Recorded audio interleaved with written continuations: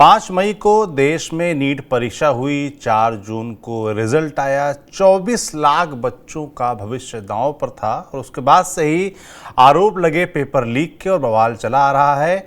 और आखिरी उम्मीद है सुप्रीम कोर्ट में लगातार सुनवाई हो रही है और आज सुनवाई एक बार फिर हुई और सुनवाई की CJI DY Chandrachud, justice Manoj Mishra और जस्टिस JB पारदीवाला की डिवीज़न बेंच ने। पूरे देश की निगाहें इस बेंच पर लगी हुई थीं। करीब 34 याचिकाएं थीं छात्रों की जो डिमांड कर रहे हैं रीनीट की, और कई सारी डिमांड्स हैं। 4 याचिकाएं NTA की तरफ से लगाई गई थी। तो क्या कुछ सुनवाई हुई आज सुप्रीम कोर्ट के अंदर? CJI चंद्रचूड़ ने क्या कुछ टिप्पणी की? एक टिप्पणी खास तौर पर वायरल हो रही है कि हाँ, पेपर लीक हुआ है। अब तक जो चीज़ें सामने आई हैं उससे ये बात साफ हो गई है कि पेपर लीक हुआ है। CJI ने कहा मगर उन्होंने ये भी कहा कि 2 स्टूडेंट्स की गड़बड़ी की वजह से पूरी परीक्षा रद्द नहीं कर सकते। इसी को लेकर CJI ने NTA से कई मुद्दों पर, कई मसलों पर जवाब मांगा है और इसकी आगे सुनवाई होगी। साफ तौर पर NTA से कहा गया है कि फुल डिस्क्लोज़र दीजिए, और जो 3 खानों में इसको बांटने को कहा है, 3 पहलुओं में, उसमें नेचर ऑफ लीक, वे स्थान जहां लीक हुआ ये पर्चा, और लीक की घटना और परीक्षा के आयोजन के बीच का समय अंतराल, ये समझना चाह रहे हैं CJI। तो इन जानकारियों के आधार पर अगली सुनवाई होगी। ज़्यादा जानकारी के लिए हमारे साथ सुप्रीम कोर्ट से जुड़ेंगे हमारे वरिष्ठ साथी पीयूष पांडे।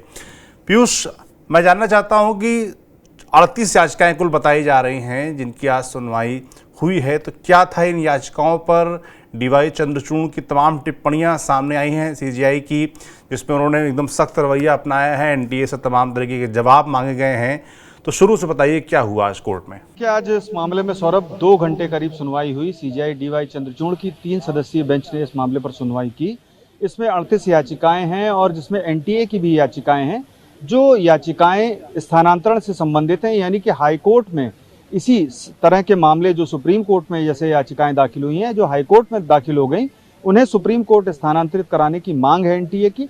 और इसके अलावा 34 जो याचिकाएं हैं उनमें अधिकतर याचिकाएं ये हैं कि इस मामले में जो परीक्षा 5 मई को हुई थी उस परीक्षा को रद्द कर दिया जाना चाहिए, उसके परिणाम को रद्द कर दिया जाना चाहिए और फिर से री एग्जामिनेशन कराया जाना चाहिए। चूंकि जैसा कि सरकार कह रही है कि ये कुछ राज्यों तक ही सीमित है पेपर लीक, ऐसा बिल्कुल नहीं है, बल्कि 6 राज्यों में FIR हो चुकी है और कहां तक इसका विस्तार है इसका कोई अंदाजा अभी जांच एजेंसियों को नहीं है। क्योंकि इस मामले में आप सीधे तौर पर देखें तो जिन जिन राज्यों में पेपर लीक की घटना स्वतः सामने आ गई थी वहां पर FIR दर्ज कराई गई। खास तौर पर पटना में चूंकि वहां पर जांच हुई और उसके बाद CBI को जांच सौंप दी गई, तब इस मामले पर अब CJI ये जानना चाहते हैं कि आखिर ये जो लीक है उसका विस्तार कितना हुआ और किस तरीके से हुई। पहले परीक्षा कहाँ लीक हुई और इसका फैलाव कैसे हुआ, किस तरीके से पेपर जो लीक हुआ था वो कैसे बटा, क्या डिजिटल माध्यम से बटा? अगर डिजिटल माध्यम से बटा है तो फिर इस मामले में CJI की ओर से भविष्य में सख्त रुख देखा जा सकेगा। क्योंकि CJI का ये मानना है कि अगर परीक्षा के अंतराल और लीक में ज़्यादा फर्क नहीं है तो यानी कि बहुत ज़्यादा लीक नहीं हो पाया था, लेकिन अगर एक दिन पहले लीक हो गया और परीक्षा अगले दिन है तो जाहिर सी बात है कि इसका फ़ायदा बड़े पैमाने पर लोगों ने उठाया होगा और ऐसी स्थिति में इसे फेयर परीक्षा नहीं कहा जा सकता है। आज सुप्रीम कोर्ट की ओर से केंद्र सरकार और NTA से इस मामले में कुछ महत्वपूर्ण बिंदुओं पर जवाब तलब किया गया है। अब इस मामले पर बृहस्पतिवार को सुनवाई होगी और 5 मई को जो परीक्षा आयोजित की गई थी और उसके बाद पेपर लीक की जो घटना आई उसको लेकर के विभिन्न स्तरों पर CJI ने आज सवाल किए हैं, केंद्र सरकार से भी और NTA से भी। उन सभी पहलुओं पर अब जवाब तलब किया गया है बुधवार शाम 5 बजे तक और बृहस्पतिवार को इस मामले पर अगली सुनवाई होगी, यानी कि 11 जुलाई को जो सुनवाई होगी उसमें देखना ये होगा कि सुप्रीम कोर्ट का रुख आगे क्या रहता है। क्योंकि आज सुप्रीम कोर्ट ने यह भी स्पष्ट कर दिया कि इस मामले में करीब 24 लाख छात्र परीक्षा देने में शामिल हुए हैं।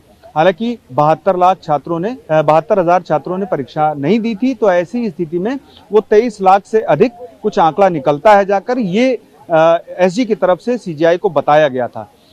तो ऐसी स्थिति में जबकि इतने बड़े पैमाने पर परीक्षार्थियों ने परीक्षा दी, तो इसे कैंसिल नहीं कराया जा सकता। ये एक प्राथमिक उनका टिप्पणी थी सीजीआई की, जिसके मुताबिक उनका ये मानना था कि ऐसी स्थिति में जो तैयारी की गई होनहार छात्रों की तरफ से, जैसा कि केंद्र का भी कहना था अपने हलफनामे में, तो उन होनहार छात्रों के साथ गलत होगा। उनका खर्च भी है, उन्होंने मेहनत भी की है, उनका परिवहन और खास तौर पर उनकी जो तैयारी थी वो दोबारा ऐसे फिर से हो पाएगी या नहीं हो पाएगी, ऐसे तमाम सवाल आज अदालत के समक्ष सामने आए थे। हालांकि सुप्रीम कोर्ट ने ये स्पष्ट कर दिया है कि इस मामले में अगर व्यापक तौर पर पेपर लीक हुआ होगा तो फिर उस मामले में अदालत कोई भी कोताही नहीं बरतेगी, किसी भी तरह की रियायत नहीं देगी और सीधे तौर पर परीक्षा को रद्द कर दिया जाएगा। अभी सुप्रीम कोर्ट ने इस मामले में एनटीए और केंद्र सरकार और सीबीआई से स्टेटस रिपोर्ट तलब की है।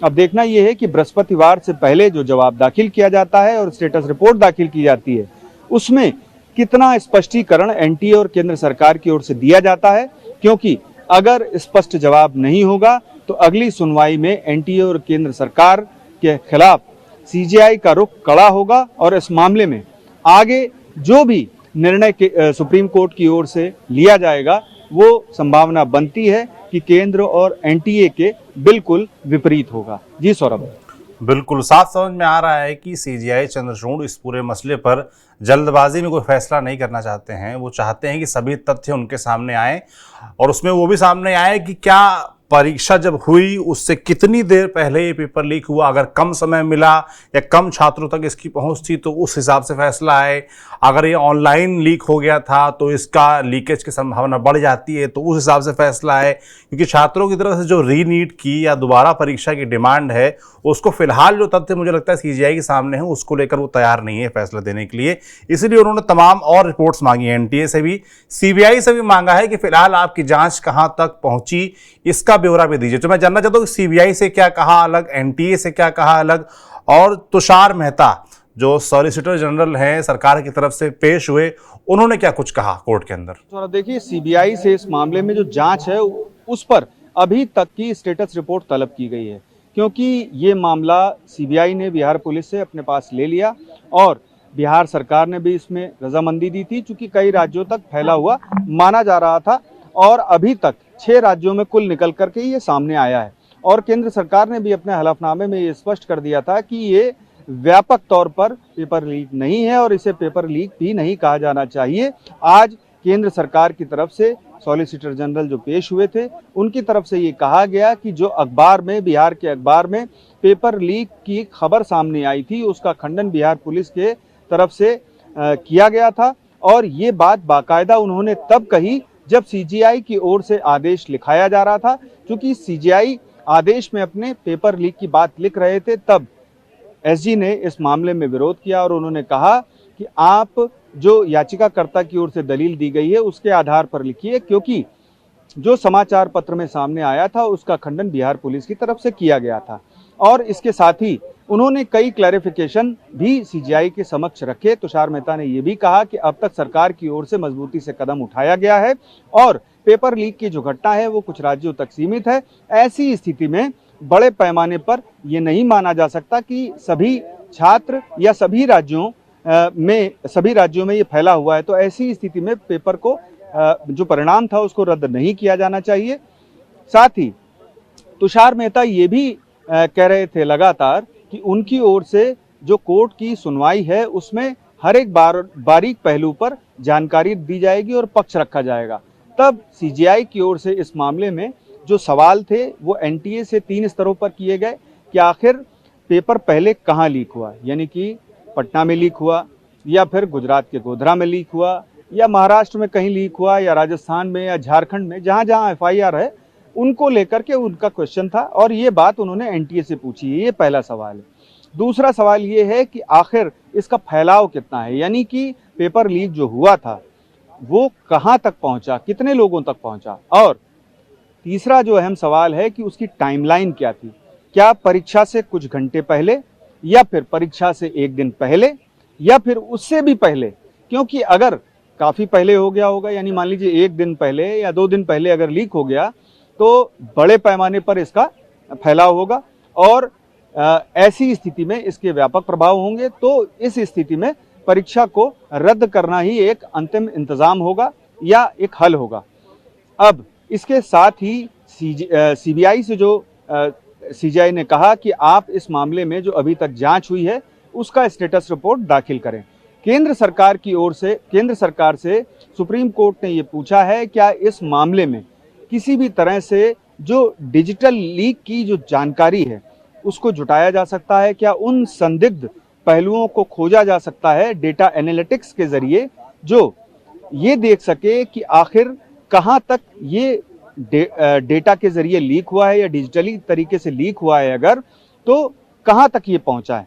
तो इसके बारे में क्या कोई प्रबंध किया जा सकता है? अभी इनिशियली ये सवाल जो है केंद्र सरकार से किया गया है, क्योंकि जो होनहार छात्र हैं उनको सेग्रीगेट कर दिया जाएगा, अलग कर दिया जाएगा और जो संदिग्ध हैं उनको अलग कर दिया जाएगा। ऐसी स्थिति में भले ही कुछ राज्यों तक सीमित हो या फिर पूरे देश में, तो इन पहलुओं पर आज सीजीआई ने सवाल जवाब किए हैं और अब इनका जवाब बुधवार शाम 5 बजे तक दोनों ही यानी कि एनटीए को और केंद्र सरकार को देना है। साथ ही सीबीआई को अपनी स्टेटस रिपोर्ट भी दाखिल करनी है। अहम बात यह है कि सीजीआई का ये कहना था कि अगर इस मामले में व्यापक स्तर पर लीक हुआ होगा तो परीक्षा को रद्द करने के अलावा और कोई निष्कर्ष उनके पास नहीं है या कोई हल उनके पास नहीं है। ये स्थितियां तब बनती हैं जबकि रिपोर्ट में ये सामने आ जाएगा, यानी कि एनटीए की ओर से और केंद्र सरकार की ओर से और सीबीआई की ओर से जो स्टेटस रिपोर्ट दाखिल की जाएगी उसमें अगर कोई लूप होल होता है और या फिर कोई भी कारण ऐसा होता है जो छिपाया जाता है और उसके बाद याचिकाकर्ता की ओर से वो कारण स्पष्ट किया जाता है, तब भी अदालत का रुख बदल सकता है। लेकिन अभी तक की स्थिति यही है कि सीजीआई और बेंच ये नहीं चाहते थे कि 24 लाख छात्रों पर दोबारा दबाव पड़े परीक्षा देने का और दोबारा से रीटेस्ट हो, यानी कि जो अभी परीक्षा 5 मई को हुई थी अभी तक की स्थिति में उसके परिणाम कायम हैं। लेकिन भविष्य में अगर ये व्यापक स्तर पर पाई गई कि इसमें पेपर लीक व्यापक स्तर पर हुआ था और 1-2 राज्यों या कुछ राज्यों को छोड़ करके सभी जगह या विदेशों में जो कंडक्ट कराई गई थी, चूंकि 14 शहर ऐसे थे विदेशों के जहां पर ये परीक्षा कंडक्ट कराई गई थी और 570 देश भर में शहर थे जहां कंडक्ट कराई गई थी। 4750 सेंटर थे। तो आप समझ सकते हैं कि कितने बड़े पैमाने पर यह परीक्षा आयोजित कराई जाती है और कितनी महत्वपूर्ण होती है। साथ ही एक अहम बात सीजीआई की ओर से कही गई थी कि पेरेंट्स भी इसके लिए बाकायदे तैयारी करते हैं और ऐसी स्थिति में कि 24 लाख छात्रों जो पूरे देश भर से मेहनत करके उन्होंने अपनी परीक्षा दी, सभी को एक या कुछ जगह पेपर लीक होने का खामियाजा भुगतना पड़े तो ये गलत होगा। ऐसी स्थिति में उन्होंने एनटीए और केंद्र सरकार से सवाल जवाब किया है। अब देखना यह है कि एनटीए और केंद्र सरकार की ओर से शाम 5 बजे बुधवार को क्या कहा जाता है और अहम बात यह भी होगी कि सीबीआई की जांच अभी तक कहां पहुंची है। ये स्टेटस रिपोर्ट में जब सामने आएगा तो जाहिर सी बात है कि इस मामले में कुछ स्पष्ट रुख अदालत का भी सामने आएगा। बहुत धन्यवाद पीयूष तमाम जानकारियों के लिए। बाकी बुधवार को जब इस मसले पर अपनी रिपोर्ट सौंपेंगे एनटीए और दोबारा सुनवाई होगी तब भी हमारी नज़र बनी रहेगी और आपके ज़रिए इस पूरे मसले पर, नीट के मसले पर हम अपडेट्स छात्रों तक, उनके पेरेंट्स तक और सभी जिम्मेदारों तक पहुंचाते रहेंगे। यूं ही तो साफ तौर पर आज सुप्रीम कोर्ट में सीजीआई डीवाई चंद्रचूड़ ने यह कह दिया कि हाँ पेपर लीक हुआ है, मगर अब इसकी जांच होनी चाहिए कि कितने व्यापक स्तर पे ये हुआ है, परीक्षा की कितनी देर पहले हुआ है, कितने छात्रों तक ये फैला हुआ था। तो तमाम विषयों की जांच होगी। जवाब मांगा गया है एनटीए से, सरकार से। हालांकि जो याचिकाकर्ता थे छात्रों की तरफ से, उनकी तरफ से ये डिमांड लगातार की जा रही थी कि इस पूरी परीक्षा को दोबारा आयोजित करवाया जाना चाहिए, यानी कि रीनीट की डिमांड हो रही थी।